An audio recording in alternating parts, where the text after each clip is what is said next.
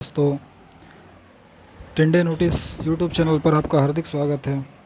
आज हम आरपीएफ की एक नई वैकेंसी के बारे में जो कांस्टेबल की आई है उसके बारे में आज विस्तार से चर्चा करेंगे। ये ऑफिशियल नोटिफिकेशन है। यहाँ से हम स्टार्ट करते हैं पेज फर्स्ट से। आवेदन की प्रारंभ की तिथि जो है ये 15 अप्रैल से है। 15 अप्रैल 24 से आवेदन की जमा करने की समाप्ति तिथि जो है 14 मई 2024 को है। 23:59 बजे तक, मतलब रात तक है। और संशोधन शुल्क के भुगतान की सहित आवेदन पत्र में सुधार के लिए संशोधन विंडो की तिथियां जो हैं 15 मई से 24 मई तक हैं।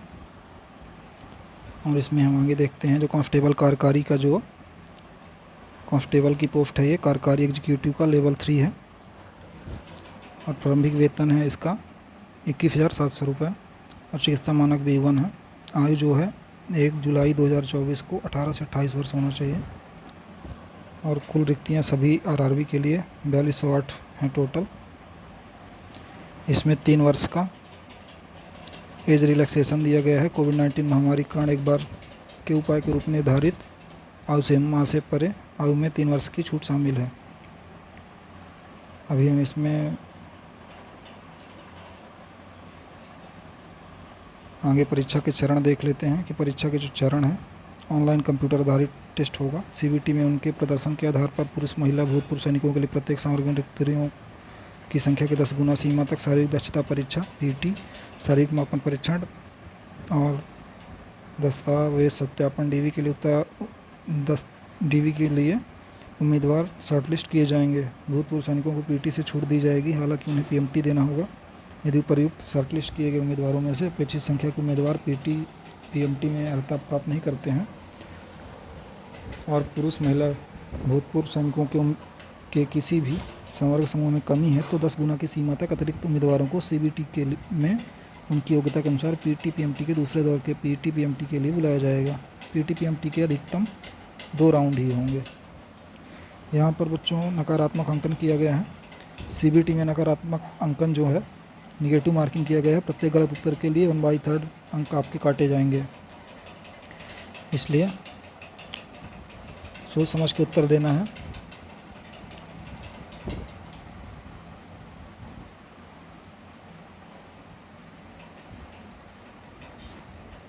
बाकी हम यहाँ आगे बढ़ते हैं। ये नोटिफिकेशन आप लोग बारीकी से पूरा अच्छे से पढ़िए। ऑफिशियल साइट में जाके नोटिफिकेशन आप प्राप्त कर सकते हैं। मेडिकल फिटनेस का जो मानक है यहाँ पर, तो भारतीय रेलवे चिकित्सा नियमावली IRMM में निर्धारित चिकित्सा श्रेणी B1 में अर्हता प्राप्त करनी होगी। और नागरिकता जो है भारत का नागरिक होना चाहिए। आयु सीमा जो है कांस्टेबल के लिए 18 से 25 नॉर्मल होती है, बट कोविड के कारण 3 साल यहाँ पर छूट दी गई है, 18 से 28 वर्ष तक की गई है। ये बच्चों आपके लिए बहुत अच्छा सुनहरा मौका है। जिसकी एज भी ओवर हो गई थी उनको भी मौका मिला एक बार। 28 वर्ष तक के बच्चे इसमें फॉर्म भर सकते हैं। यहाँ पर विभिन्न वर्गानुसार आप देख सकते हैं कि इसका कितना एज रिलैक्सेशन दिया हुआ है। यहाँ पर देखिए 18 से 28 वर्ष जो दिया हुआ है आयु वर्ग वर्ष में 2/7/96 के पहले जनरल एवं EWS 2/7/96 के पहले के नहीं होने चाहिए। OBC का 2/7/93 के पहले का नहीं होना चाहिए और SC एंड ST का 2/7/91 के पहले का नहीं होना चाहिए। जन्म तिथि की निचली सीमा इससे पश्चात नहीं। सभी उम्मीदवार 1/7/2006 के बाद के नहीं होने चाहिए। यहाँ पे मतलब आप इस डेट के अंदर ही होना चाहिए। शैक्षणिक योग्यता जो दी गई है इसमें यहाँ पर आगे मेंशन होगी। यहाँ पर जो परीक्षा शुल्क है सभी वर्गों के लिए नीचे क्रम संख्या 2 में उल्लिखित छूट प्राप्त वर्ग के अलावा, मतलब जो क्रमांक संख्या 2 में यहाँ पर जो मेंशन है उनके अलावा, मतलब अनारक्षित वर्ग के लिए 500 रुपये है। पहले चरण की कंप्यूटर आधारित परीक्षा में सम्मिलित होने पर शुल्क ₹50 में से 400 की शुल्क राशि पर लागू बैंक प्रभार काटकर शेष राशि की वापसी की जाएगी। आपको 500 रुपये आपको ऑनलाइन पेमेंट करना पड़ेगा। और फिर इसमें अनुसूचित जाति, अनुसूचित जनजाति, भूतपूर्व सैनिक, महिलाएं, अल्पसंख्यक, आर्थिक रूप से पिछड़ा वर्ग EBC या आर्थिक रूप से पिछड़ा वर्ग मतलब EWS है शायद, इकोनॉमिकली वीकर सेक्शन के उम्मीदवारों के लिए 250 रुपये है। 250 सिंगल टाइम आपको पेमेंट करना पड़ेगा। सेम यहाँ पे भी एक कंडीशन दी हुई है, पहले चरण की कंप्यूटर आधारित परीक्षा में सम्मिलित होने पर शुल्क 250 में लागू बैंक प्रभार काटकर शेष राशि की वापसी की जाएगी। आपके जिस खाते से आप पेमेंट कराएंगे उसी खाते से या करेंगे उसी खाते से आपके अकाउंट में वापसी होगी। शुल्क के भुगतान का माध्यम internet banking, credit card, debit card या UPI के ऑनलाइन माध्यम से स्वीकार किया जाएगा। सभी लागू सेवा शुल्क उम्मीदवार द्वारा वहन किया जाएगा। और जितने भी कैटेगरी के आप सर्टिफिकेट ले जाएंगे अपना एज रिलैक्सेशन या कैटेगरी प्रूव करने के लिए, आपके पास होना चाहिए वैलिड सर्टिफिकेट, जब ही आप मानकों पर अर्हक हो पाएंगे।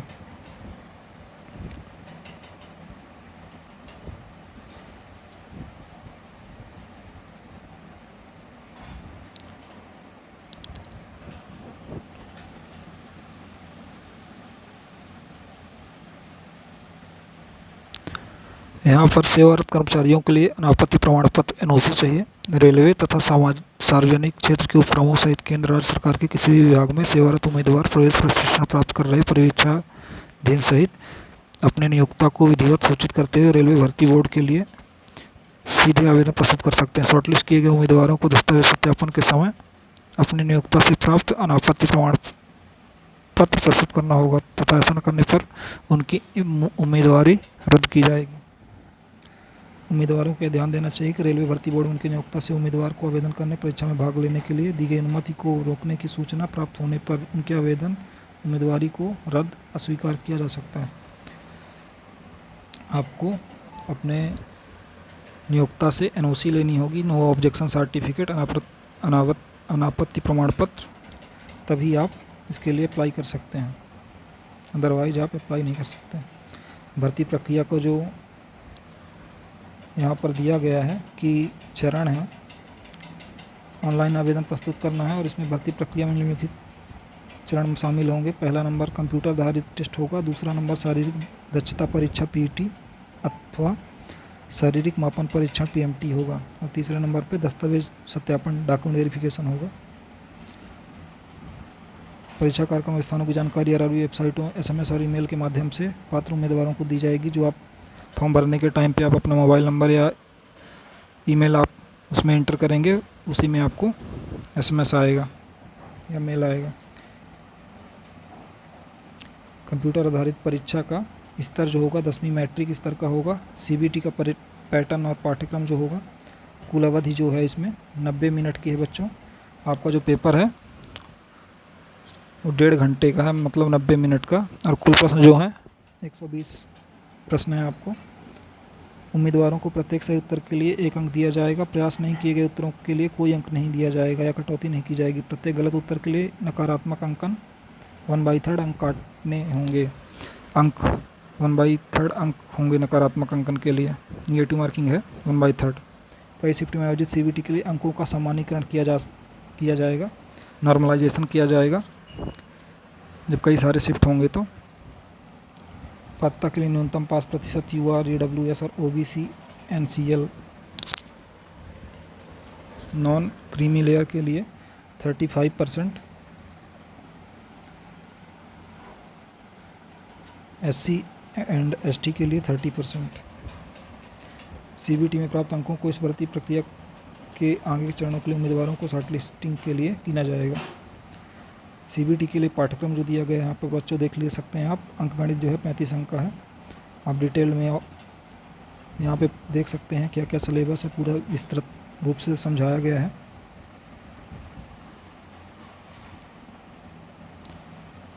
फिर जनरल इंटेलिजेंस एंड रीजनिंग है 35 अंक का, और फिर सामान्य जागरूकता है 50 अंक का, ये आपका CBT टेस्ट है, 120 अंक हो गए। और फिर इसके बाद अगर आप क्वालिफाई करते हैं तो शारीरिक दक्षता परीक्षा PET है और शारीरिक माप है। और इसमें दिया हुआ है ऑनलाइन कंप्यूटर आधारित टेस्ट होगा। CBT में उनके प्रदर्शन के आधार पर पुरुष महिला भूतपूर्व सैनिकों के लिए प्रत्येक संवर्ग में रिक्तियों की संख्या के 10 गुना सीमा तक शारीरिक दक्षता परीक्षा PET शारीरिक मापन परीक्षण दस्तावेज सत्यापन के लिए उम्मीदवार शॉर्टलिस्ट किए जाएंगे। भूतपूर्व सैनिकों को PET से छूट दी जाएगी, हालांकि उन्हें PMT देना होगा। यदि उपर्युक्त शॉर्टलिस्ट किए गए उम्मीदवारों में से अपेक्षित संख्या के उम्मीदवार PET PMT में अर्हता प्राप्त नहीं करते हैं और पुरुष महिला भूतपूर्व सैनिकों के किसी भी संवर्ग समूह में कमी है तो 10 गुना की सीमा तक अतिरिक्त उम्मीदवारों को CBT में उनकी योग्यता के अनुसार PET PMT के दूसरे दौर के PET PMT के लिए बुलाया जाएगा। PET PMT के अधिकतम 2 राउंड ही होंगे। PMT के दूसरे दौर के बाद महिला और पूर्व सैनिकों की रिक्तियों को नहीं भरा जाता है, तो रिक्त पदों को संबंधित श्रेणी के पुरुष उम्मीदवारों द्वारा भरा जाएगा। शारीरिक दक्षता परीक्षा उत्तीर्ण करना अनिवार्य है और यह सामान्य योग्यता होगी, कोई अंक नहीं दिया जाना है। जो PET का मानदंड है, मतलब PET के लिए जो मानदंड है निम्नानुसार यहाँ पे दिया हुआ है, श्रेणीवार दिया गया है। कांस्टेबल कार्यकारी पुरुष के लिए 1600 मीटर की दौड़ है 5 मिनट 45 सेकंड में, और लंबी कूद है 14 फुट की पुरुषों के लिए और ऊंची कूद है 4 फीट की। और कांस्टेबल कार्यकारी महिलाओं के लिए 800 मीटर की दौड़ है 3 मिनट 40 सेकंड में। 3 मिनट 40 सेकंड के अंदर ही आपको पूरा करना है दौड़ आपको। और लंबी कूद जो है वो 9 फुट है और ऊंची कूद जो है 3 फीट है। इतना मतलब मिनिमम आपको क्वालिफाई करना ही पड़ेगा। फिर PMT के लिए मानदंड जो निम्नानुसार हैं। जनरल EWS OBC के लिए जो हाइट है पुरुषों के लिए 165 है, महिलाओं के लिए 157 है। और जो छाती का है ओनली फॉर मेल के लिए अविस्तारित बिना छाती फुलाए 80 सेंटीमीटर और छाती फुलाने पर 85। SC ST के लिए हाइट 160 और महिलाओं का 152। Without expansion of chest 76.2 centimetre होना चाहिए और छाती फुलाने के बाद 81.2।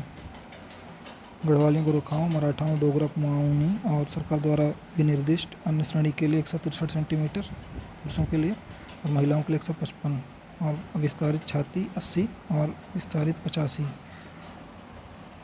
यहाँ पर आपका PET का भी मानदंड आपको पता चल गया। यहाँ पर एक चीज़ का क्लैरिफिकेशन दिया हुआ है। 1600-800 मीटर स्पर्धा के लिए केवल एक मौका दिया जाएगा। शेष स्पर्धाओं अर्थात लंबी कूद और ऊंची कूद के लिए उम्मीदवारों को प्रत्येक को 2 मौके दिए जाएंगे।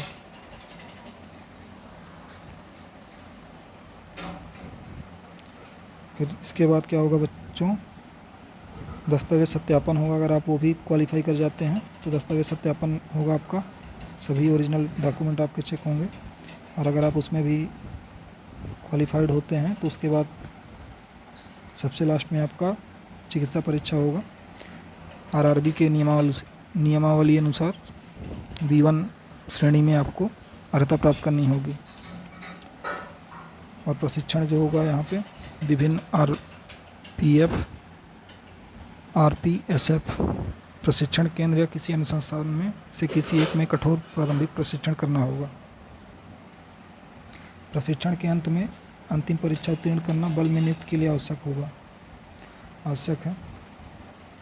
बाकी आप आवेदन कैसे करना है यहाँ पर आप पढ़ सकते हैं। आवेदन करने से पहले आपको जो फ़ोटो चाहिए पासपोर्ट साइज़ का 30 से 70 के बीच JPEG होना चाहिए।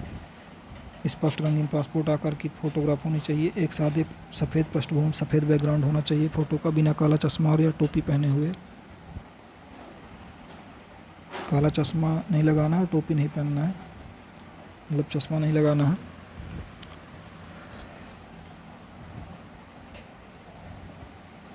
इसमें दिया गया है भर्ती प्रक्रिया के दौरान भविष्य में उपयोग के लिए उम्मीदवारों के पास वही फोटोग्राफ की कम से कम 12 प्रतियां होनी चाहिए। रनिंग हैंडराइटिंग उम्मीदवार के हस्ताक्षर के संग की गई JPEG आकार 30 से 70 KB। बाकी आप यहाँ से ये विभिन्न RRBs हैं, रेलवे रिक्रूटमेंट बोर्ड्स। बाकी अगर कहीं भी आपको संशय आता है, आप विस्तार से ऑफिशियल नोटिफिकेशन को पढ़ सकते हैं।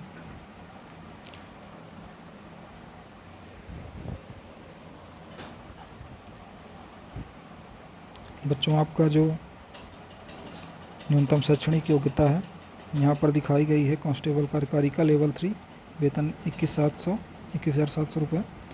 चिकित्सा स्तर B1 श्रेणी का है। विकलांगता इसमें नहीं चाहिए। विकलांग व्यक्तियों के लिए उपयुक्तता इसमें नहीं है, उपयुक्त नहीं लिखा हुआ है, मतलब PWBD वाले व्यक्ति इसमें फॉर्म नहीं भर पाएंगे। न्यूनतम शैक्षणिक योग्यता जो है किसी मान्यता प्राप्त बोर्ड से 10वीं कक्षा या उसके समकक्ष होना चाहिए, मतलब मैट्रिक पास आपको होना चाहिए इसके लिए।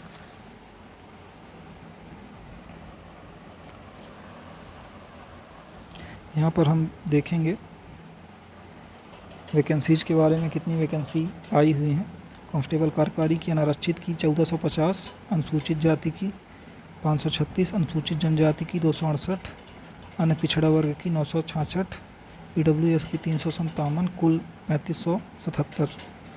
और ये पुरुषों की वैकेंसी है 3577, और महिलाओं में अनारक्षित जनरल की 256, अनुसूचित जाति की 95, अनुसूचित जनजाति की 47, अन्य पिछड़ा वर्ग की 170, EWS की 63, कुल 631 पद हो गए। और भूतपूर्व सैनिक कुल रिक्ति का 10%, 420 पद भूतपूर्व सैनिकों के लिए।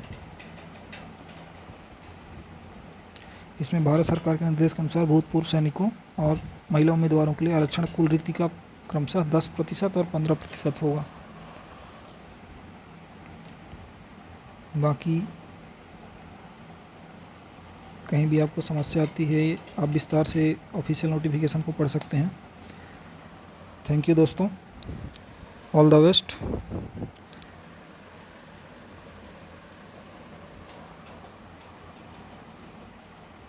यहाँ पर ये ऑफिशियल नोटिफिकेशन पूरा हो गया, और प्लीज़ चैनल को सब्सक्राइब कीजिए और लाइक कीजिए और शेयर कीजिए। इसी तरह के वीडियो देखने के लिए चैनल को सब्सक्राइब करें। Thank you.